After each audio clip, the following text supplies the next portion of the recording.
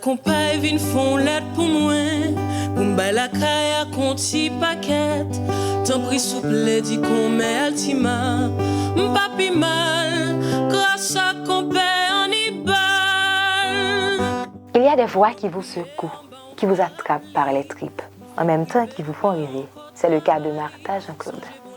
Celle qui s'est toujours considérée comme la femme de deux îles.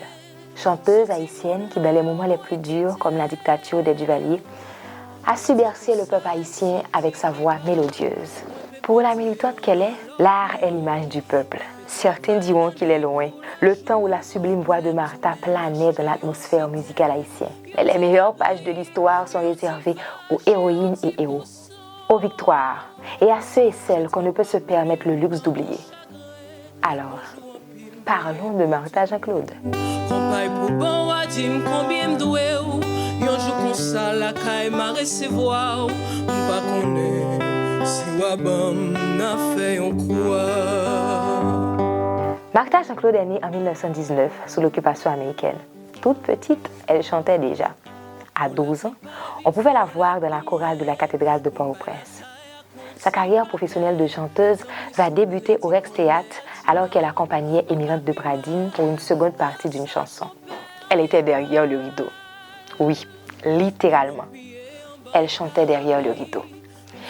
Émerveillé par cette voix envoûtante, le public a demandé à voir celle qui la portait. Il voulait mettre un nom, un visage sur cette voix. Et c'est de là que l'oiseau a pris son envol. La carrière de Martha, sa vie globalement est liée à sa rencontre en 1947 au Venezuela avec le journaliste cubain Victor Mirabal. Ce dernier est vite tombé sous le charme de cette magnifique chanteuse alors qu'il est venu assister à l'un de ses spectacles. Peu de temps après, il se marie et s'installe à Port-au-Prince. Sous le voile de la jeune chanteuse pleine de vie, danseuse et actrice de théâtre populaire, réside une femme au fort caractère qui milite contre les abus du pouvoir. Avec son mari, elle critique le pouvoir en place. Travaillant sur le projet d'aménagement d'un logement social pour les démunis, ils seront dans le collimateur du colonel Paul-Eugène Magloire qui dirigeait le pays à l'époque. Martha publie Henriette, une pièce de théâtre qui tourne en ridicule le gouvernement. Elle est arrêtée, puis jetée en prison, alors même qu'elle est enceinte. Elle passe quasiment toute la période de sa grossesse en détention. Finalement, elle est relâchée.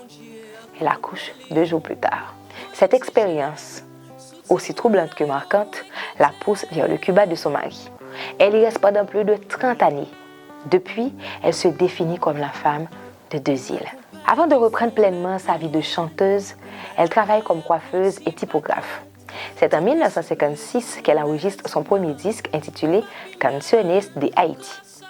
Il connaît un grand succès, tant en Haïti qu'à Cuba. On y trouve des titres comme Angelina, Tolalito, Dodo Titit, Choukoun et Invitation au Vaudou. Des morceaux qui ont charmé le public de Martha en Amérique latine et en Haïti.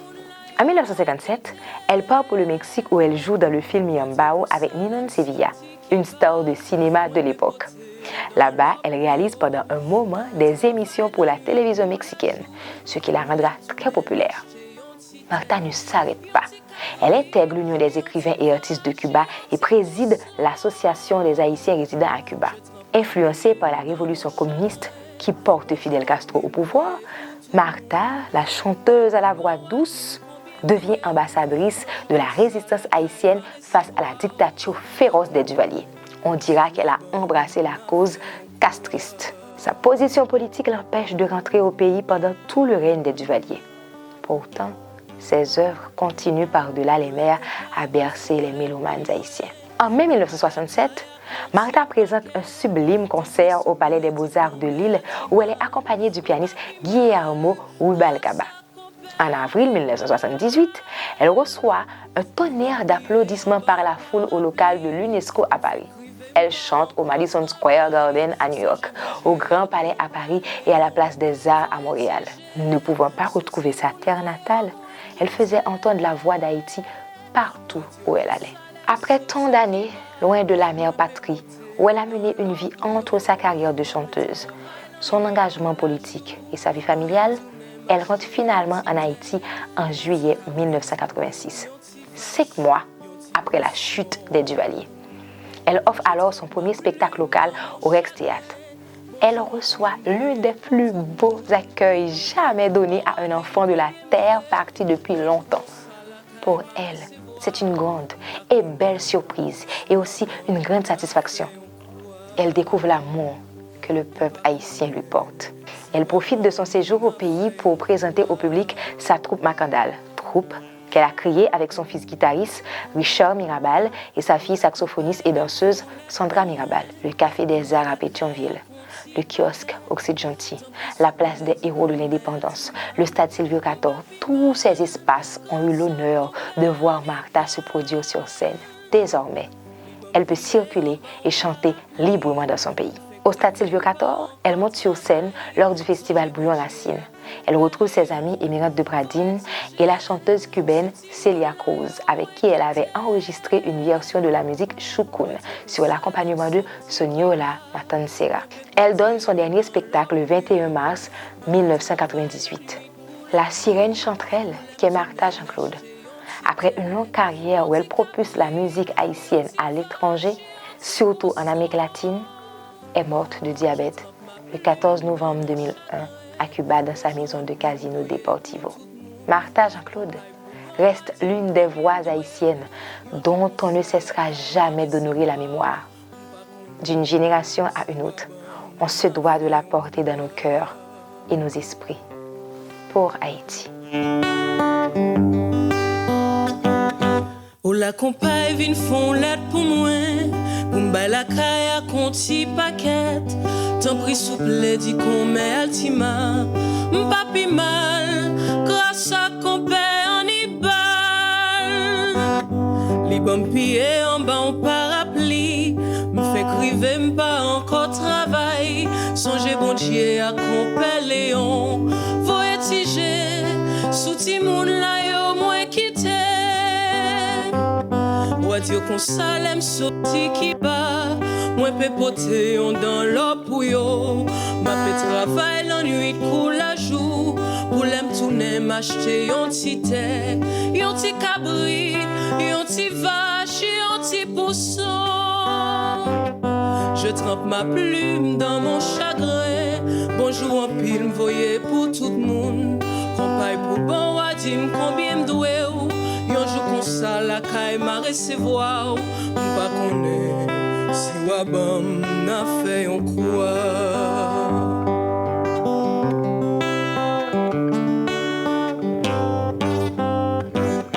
Oh la compagne vin font lettre pour moi, pour m'bay la caille à conti paquet. Tant pris souple dit qu'on met altima, m'papi mal, grâce à qu'on paie en ibal. Les bons pieds en bas en parapluie, m'fait criver m'pas encore travail. Songez bon Dieu à qu'on Léon, voyez tiger, sous timoun la yo moins quitté. Ou Dieu qu'on salem sorti qui bat, moins pe poter on dans l'eau pour yo. Ma pe travail la nuit coule la jour, pour l'aime tourner m'acheter yon ti terre, yon ti cabrit, yon ti vache, yon ti pousson. Je trempe ma plume dans mon chagrin, bonjour en pile m'voyer pour tout le monde. Compagne pour bon wadim combien m'doué, yon jour comme ça la caille m'a recevoir, m'pas connaît si wabam n'a fait on quoi. M'pas connaît si wabam n'a fait on quoi. M'pas connaît si wabam n'a fait on quoi. M'pas connaît si wabam n'a fait on quoi.